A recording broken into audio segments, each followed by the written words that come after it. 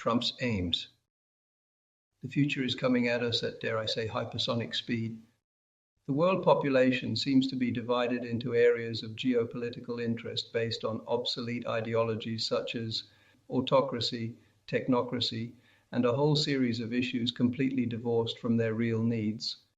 In this scenario, we hear about the eccentric aims of the newly elected President of the United States, Donald Trump, almost as if these were matters that could be confined to the realm of the ridiculous. Unfortunately for us, there is little to laugh about if we carefully evaluate the strategic meaning of those prospects. As a man in the street, I believe that the issues relating to Greenland and Canada, in the second instance, are the most important pawns in the game that the new American course intends to play to maintain and consolidate its role as a superpower, at least until the peoples of the planet manage to find a compromise to no longer wage war.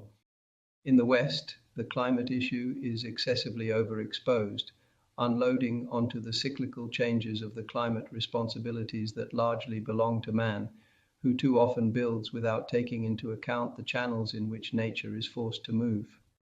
What escapes our attention is water pollution, which, with the ever-increasing shortage of drinking water, will be the trigger for future conflicts, something President Obama predicted at the time.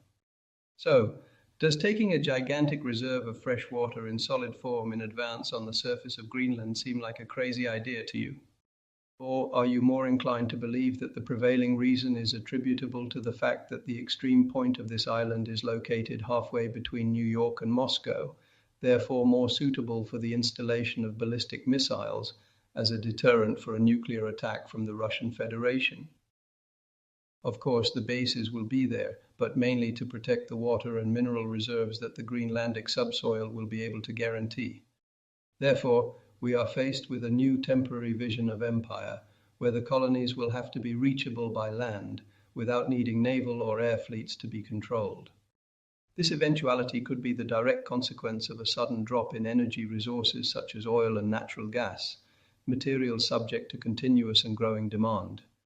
In this perspective, the idea of a continental empire, solid in its territorial uniformity, takes shape as a way out for the management of a domain that is too ramified and requires the growing profusion of resources. After all, it was the excessive ramification that caused the collapse of all empires.